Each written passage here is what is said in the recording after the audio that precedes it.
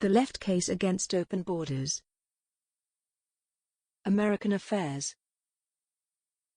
Winter 2018. By Angela Nagle. Before build the wall, there was tear down this wall. In his famous 1987 speech, Ronald Reagan demanded that the scar of the Berlin Wall be removed and insisted that the offending restriction of movement it represented amounted to nothing less than a question of freedom for all mankind. He went on to say that those who refused to join the community of freedom would become obsolete as a result of the irresistible force of the global market. And so they did. In celebration, Leonard Bernstein directed a performance of Ode to Joy and Roger Waters performed The Wall.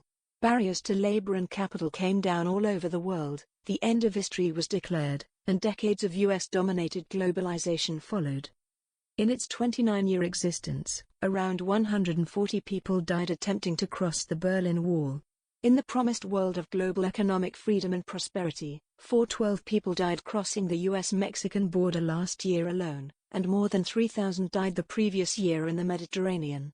The pop songs and Hollywood movies about freedom are nowhere to be found. What went wrong?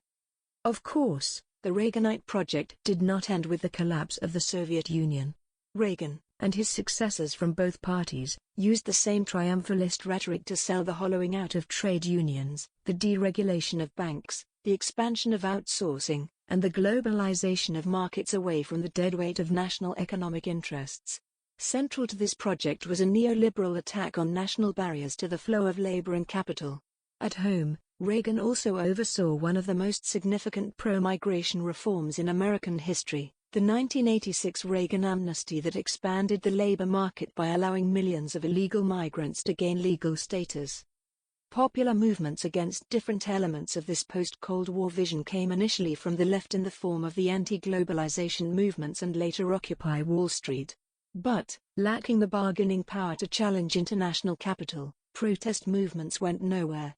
The globalized and financialized economic system held firm despite all the devastation it wreaked, even through the 2008 financial crisis. Today, by far the most visible anti-globalization movement takes the form of the anti-migrant backlash led by Donald Trump and other populists. The left, meanwhile, seems to have no option but to recoil in horror at Trump's Muslim ban and news stories about ICE hunting down migrant families. It can only react against whatever Trump is doing. If Trump is for immigration controls, then the left will demand the opposite. And so today talk of open borders has entered mainstream liberal discourse, where once it was confined to radical free market think tanks and libertarian anarchist circles. While no serious political party of the left is offering concrete proposals for a truly borderless society, by embracing the moral arguments of the open borders left and the economic arguments of free market think tanks, the left has painted itself into a corner. If no human is illegal, as the protest chant goes, the left is implicitly accepting the moral case for no borders or sovereign nations at all. But what implications will unlimited migration have for projects like universal public health care and education, or a federal jobs guarantee? And how will progressives convincingly explain these goals to the public? During the 2016 Democratic primary campaign, when Vox editor Ezra Klein suggested open borders policies to Bernie Sanders, the senator famously showed his vintage when he replied, "Open borders? No. That's a Koch brothers proposal." This momentarily confused the official narrative, and Sanders was quickly accused of sounding like Donald Trump. Beneath the generational differences revealed in this exchange, however, is a larger issue. The destruction and abandonment of labor politics means that, at present, immigration issues can only play out within the framework of a culture war, fought entirely on moral grounds. In the heightened emotions of America's public debate on migration, a simple moral and political dichotomy prevails. It is right-wing to be against immigration and left-wing to be for immigration. But the economics of migration tell a different story. Useful idiots. The transformation of open borders into a left position is a very new phenomenon and runs counter to the history of the organized left in fundamental ways. Open borders has long been a rallying cry of the business and free market right. Drawing from neoclassical economists, these groups have advocated for liberalizing migration on the grounds of market rationality and economic freedom. They oppose limits on migration for the same reasons that they oppose restrictions on the movement of capital. The Koch-funded Cato Institute, which also advocates lifting legal restrictions on child labor, has churned out radical open borders advocacy for decades, arguing that support for open borders is a fundamental tenet of libertarianism, and forget the wall already, it's time for the US to have open borders. The Adam Smith Institute has done much the same, arguing that immigration restrictions make us poorer. Following Reagan and figures like Milton Friedman, George W. Bush championed liberalizing migration before, during, and after his presidency. Grover Norquist, a zealous advocate of Trump's, and Bush's and Reagan's, tax cuts, has for years railed against the illiberalism of the trade unions, reminding us, hostility to immigration has traditionally been a union cause. He's not wrong. From the first law restricting immigration in 1882 to Cesar Chavez and the famously multi-ethnic United Farm Workers protesting against employers' use and encouragement of illegal migration in 1969, trade unions have often opposed mass migration. They saw the deliberate importation of illegal, low-wage workers as weakening labor's bargaining power and as a form of exploitation. There is no getting around the fact that the power of unions relies by definition on their ability to restrict and withdraw the supply of labor, which becomes impossible if an entire workforce can be easily and cheaply replaced. Open borders and mass immigration are a victory for the bosses. And the bosses almost universally support it. Mark Zuckerberg's think tank and lobbying organization, Forward, which advocates for liberalizing migration policies, lists among its founders and funders Eric Schmidt and Bill Gates, as well as CEOs and senior executives of YouTube, Dropbox, Airbnb, Netflix, Groupon, Walmart, Yahoo, Lyft, Instagram, and many others. The cumulative personal wealth represented on this list is enough to heavily influence most governing institutions and parliaments, if not by them outright. While often celebrated by progressives, the motivations of these liberal billionaires are clear. Their generosity toward dogmatically anti-labor Republicans, like Jeff Flake of the famous Gang of Eight bill, should come as no surprise. Admittedly, union opposition to mass migration was sometimes intermingled with racism, which was present across American society, in previous eras. What is omitted in libertarian attempts to smear trade unions as the real racists, however, is that in the days of strong trade unions, they were also able to use their power to mount campaigns of international solidarity with workers' movements around the world. Unions raise the wages of millions of non-white members, while unionization today is estimated to cost Black American men $50 a week. During the Reagan neoliberal revolution, union power was dealt a blow from which it has never recovered, and wages have stagnated for decades. Under this pressure, the left itself has undergone a transformation.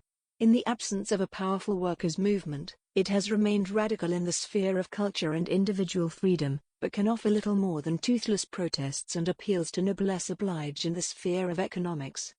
With obscene images of low-wage migrants being chased down as criminals by ICE, others drowning in the Mediterranean, and the worrying growth of anti-immigrant sentiment across the world, it is easy to see why the left wants to defend illegal migrants against being targeted and victimized. And it should. But acting on the correct moral impulse to defend the human dignity of migrants, the left has ended up pulling the front line too far back, effectively defending the exploitative system of migration itself. Today's well-intentioned activists have become the useful idiots of big business. With their adoption of open borders advocacy, and a fierce moral absolutism that regards any limit to migration as an unspeakable evil, any criticism of the exploitative system of mass migration is effectively dismissed as blasphemy. Even solidly leftist politicians, like Bernie Sanders in the United States and Jeremy Corbyn in the United Kingdom, are accused of nativism by critics if they recognize the legitimacy of borders or migration restriction at any point. This open borders radicalism ultimately benefits the elites within the most powerful countries in the world, further disempowers organized labor, robs the developing world of desperately needed professionals, and turns workers against workers. But the left need not take my word for it. Just ask Karl Marx, whose position on immigration would get him banished from the modern left. Although migration at today's speed and scale would have been unthinkable in Marx's time, he expressed a highly critical view of the effects of the migration that occurred in the 19th century. In a letter to two of his American fellow travelers, Marx argued that the importation of low-paid Irish immigrants to England forced them into hostile competition with English workers. He saw it as part of a system of exploitation, which divided the working class and which represented an extension of the colonial system. He wrote, quote, "Owing to the constantly increasing concentration of leaseholds, Ireland constantly sends her own surplus to the English labour market, and thus forces down wages and lowers the material and moral position of the English working class. And most important of all, every industrial and commercial centre in England now possesses a working class divided into two hostile camps, English proletarians and Irish proletarians. The ordinary English worker hates the Irish worker as a competitor who lowers his standard of life. In relation to the Irish worker, he regards himself as a member of the ruling nation, and consequently he becomes a tool of the English aristocrats and capitalists against Ireland, thus strengthening their domination over himself. He cherishes religious, social, and national prejudices against the Irish worker. His attitude towards him is much the same as that of the poor whites to the Negroes in the former slave states of the USA. The Irishman pays him back with interest in his own money. He sees in the English worker both the accomplice and the stupid tool of the English rulers in Ireland. This antagonism is artificially kept alive and intensified by the press, the pulpit, the comic papers, in short, by all the means at the disposal of the ruling classes. This antagonism is the secret of the impotence of the English working class, despite its organization. It is the secret by which the capitalist class maintains its power. And the latter is quite aware of this."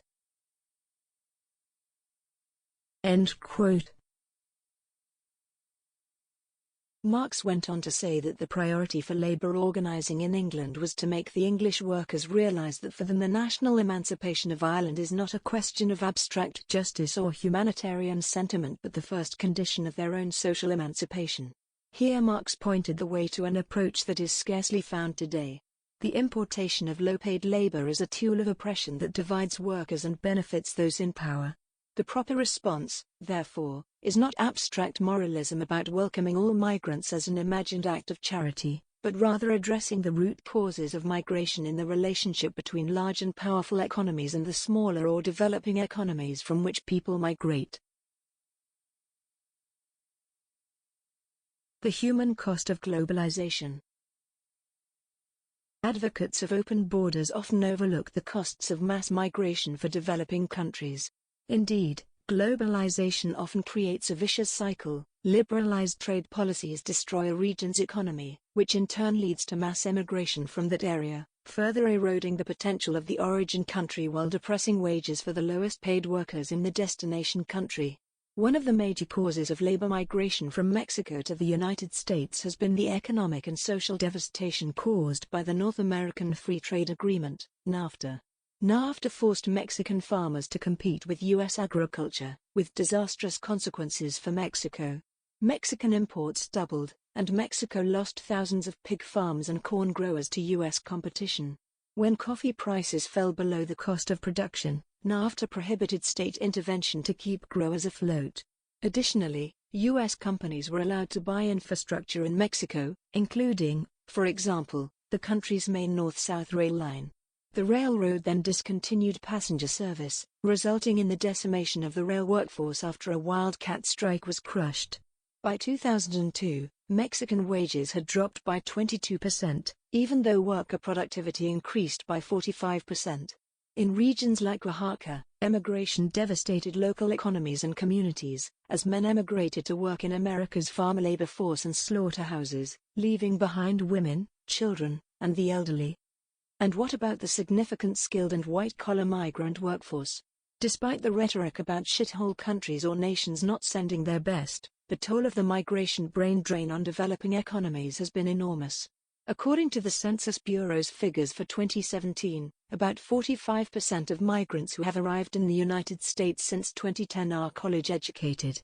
Developing countries are struggling to retain their skilled and professional citizens, often trained at great public cost, because the largest and wealthiest economies that dominate the global market have the wealth to snap them up.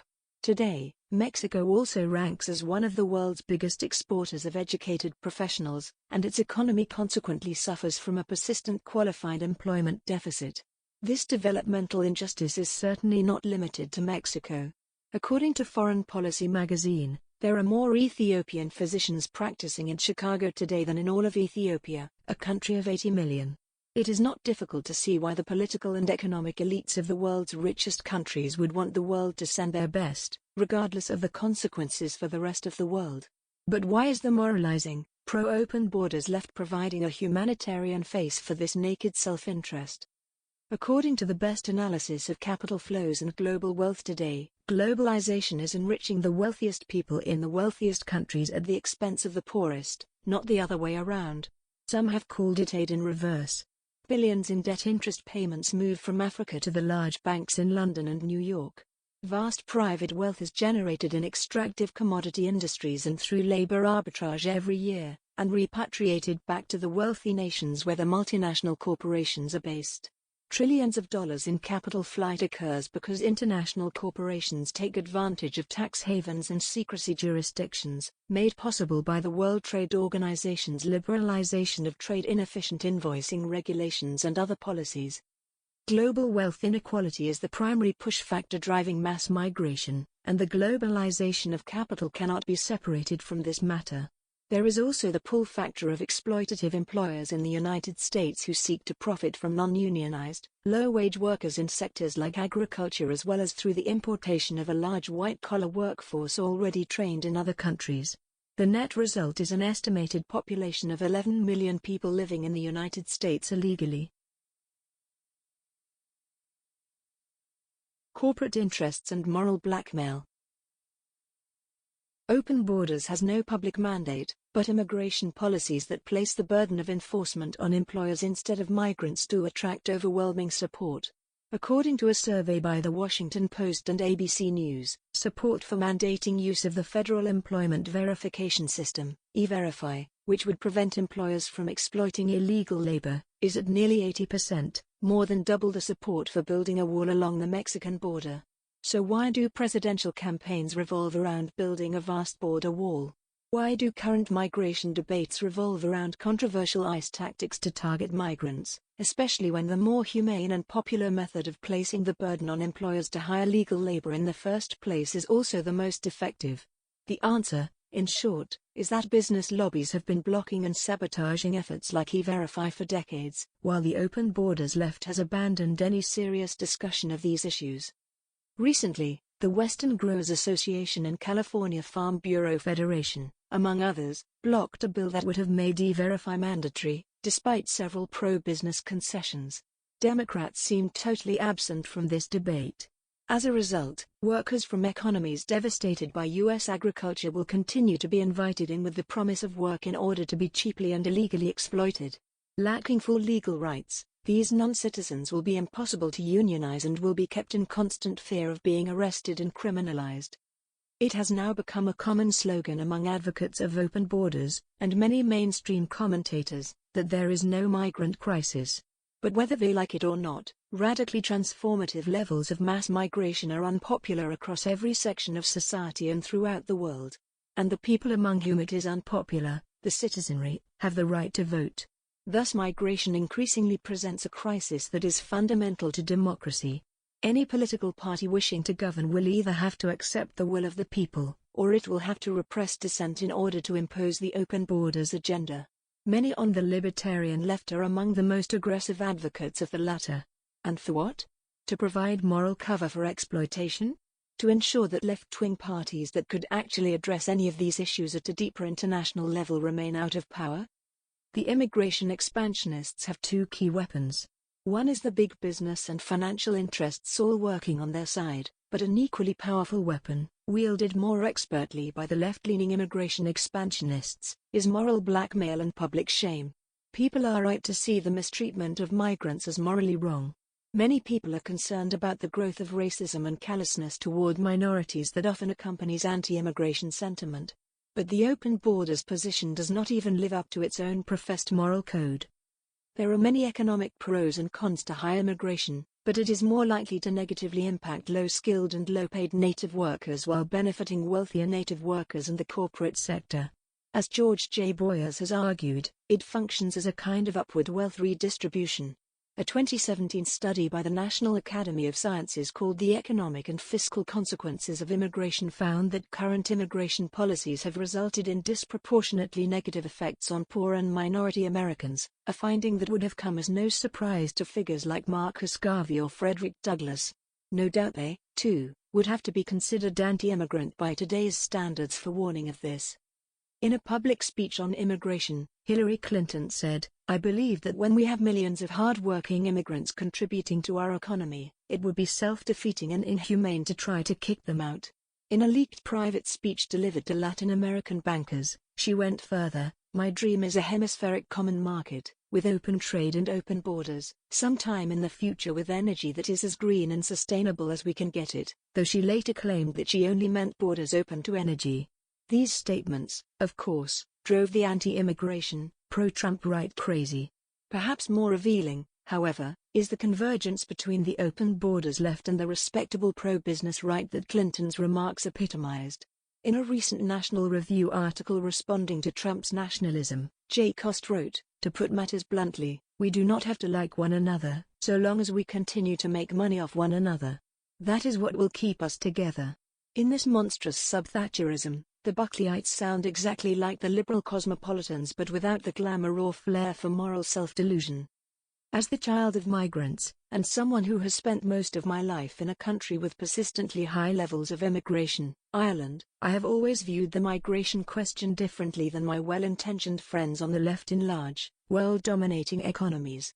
When austerity and unemployment hit Ireland, after billions in public money was used to bail out the financial sector in 2008, I watched my entire peer group leave and never return. This isn't just a technical matter. It touches the heart and soul of a nation, like a war. It means the constant hemorrhaging of idealistic and energetic young generations, who normally rejuvenate and reimagine a society. In Ireland, as in every high immigration country, there have always been anti-immigration campaigns and movements, led by the left, demanding full employment in times of recession. But they're rarely strong enough to withstand the forces of the global market. Meanwhile, the guilty and nervous elites in office during a period of popular anger are only too happy to see a potentially radical generation scatter across the world. I'm always amazed at the arrogance and the strangely imperial mentality of British and American pro-open borders progressives who believe that they are performing an act of enlightened charity when they welcome PhDs from Eastern Europe or Central America, driving them around and serving them food. In the wealthiest nations, open borders advocacy seems to function as a fanatical cult among true believers, a product of big business and free market lobbying is carried along by a larger group of the urban creative, tech, media, and knowledge economy class, who are serving their own objective class interests by keeping their transient lifestyles cheap and their careers intact as they parrot the institutional ideology of their industries. The truth is that mass migration is a tragedy, and upper middle class moralizing about it is a farce. Perhaps the ultra-wealthy can afford to live in the borderless world they aggressively advocate for, but most people need, and want, a coherent, sovereign political body to defend their rights as citizens. Defending immigrants, opposing systemic exploitation. If open borders is a Koch brothers proposal, then what would an authentic left position on immigration look like? In this case, instead of channeling Milton Friedman, the left should take its bearings from its own long traditions. Progressives should focus on addressing the systemic exploitation at the root of mass migration rather than retreating to a shallow moralism that legitimates these exploitative forces. This does not mean that leftists should ignore injustices against immigrants. They should vigorously defend migrants against inhumane treatment. At the same time, any sincere left must take a hard line against the corporate, financial, and other actors who create the desperate circumstances underlying mass migration, which, in turn, produces the populist reaction against it. Only a strong national left in the small and developing nations, acting in concert with a left committed to ending financialization and global labor exploitation in the larger economies, could have any hope of addressing these problems. To begin with, the left must stop citing the latest Cato Institute propaganda in order to ignore the effects of immigration on domestic labor, especially the working poor who are likely to suffer disproportionately from expanding the labor pool. Immigration policies should be designed to ensure that the bargaining power of workers is not significantly imperiled. This is especially true in times of wage stagnation, weak unions, and massive inequality. With respect to illegal immigration, the left should support efforts to make e-verify mandatory and push for stiff penalties on employers who fail to comply. Employers, not immigrants, should be the primary focus of enforcement efforts. These employers take advantage of immigrants who lack ordinary legal protections in order to perpetuate a race to the bottom in wages while also evading payroll taxes and the provision of other benefits. Such incentives must be eliminated if any workers are to be treated fairly. Trump infamously complained about people coming from third world shithole countries and suggested Norwegians as an example of ideal immigrants. But Norwegians did once come to America in large numbers, when they were desperate and poor. Now that they have a prosperous and relatively egalitarian social democracy, built on public ownership of natural resources, they no longer want to. Ultimately, the motivation for mass migration will persist as long as the structural problems underlying it remain in place. Reducing the tensions of mass migration thus requires improving the prospects of the world's poor. Mass migration itself will not accomplish this. It creates a race to the bottom for workers in wealthy countries and a brain drain in poor ones.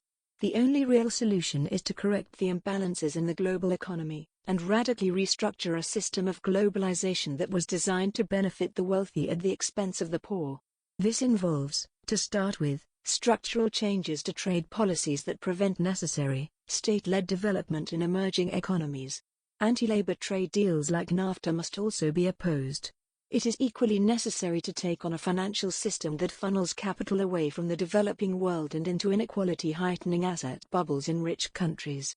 Finally, although the reckless foreign policies of the George W. Bush administration have been discredited, the temptation to engage in military crusades seems to live on. This should be opposed.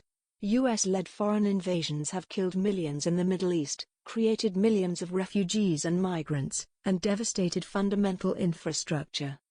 Marx's argument that the English working class should see Irish nationhood as a potential complement to their struggle, rather than as a threat to their identity, should resonate today, as we witness the rise of various identity movements around the world. The comforting delusion that immigrants come here because they love America is incredibly naive as suggesting that the 19th-century Irish immigrants Marx described loved England. Most migrants emigrate out of economic necessity, and the vast majority would prefer to have better opportunities at home, among their own family and friends. But such opportunities are impossible within the current shape of globalization. Just like the situation Marx described in the England of his day, politicians like Trump rally their base by stirring up anti-immigration sentiment, but they rarely if ever address the structural exploitation, whether at home or abroad, that is the root cause of mass migration. Often, they make these problems worse, expanding the power of employers and capital against labor, while turning the rage of their supporters, often the victims of these forces, against other victims, immigrants. But for all Trump's anti-immigration bluster, his administration has done virtually nothing to expand the implementation of E-Verify, preferring instead to boast about a border wall that never seems to materialize. While families are separated at the border, the administration has turned a blind eye toward employers who use immigrants as pawns in a game of labor arbitrage. Meanwhile, members of the open borders left may try to convince themselves that they are adopting a radical position. But in practice they are just replacing the pursuit of economic equality with the politics of big business, masquerading as a virtuous identitarianism. America, still one of the richest countries in the world, should be able to provide not just full employment but a living wage for all of its people, including in jobs which open borders advocates claim Americans won't do. Employers who exploit migrants for cheap labor illegally, at great risk to the migrants themselves, should be blamed, not the migrants who are simply doing what people have always done when facing economic adversity. By providing inadvertent cover for the ruling elite's business interests, the left risks a significant existential crisis, as more and more ordinary people defect to far-right parties. At this moment of crisis, the stakes are too high to keep getting it wrong.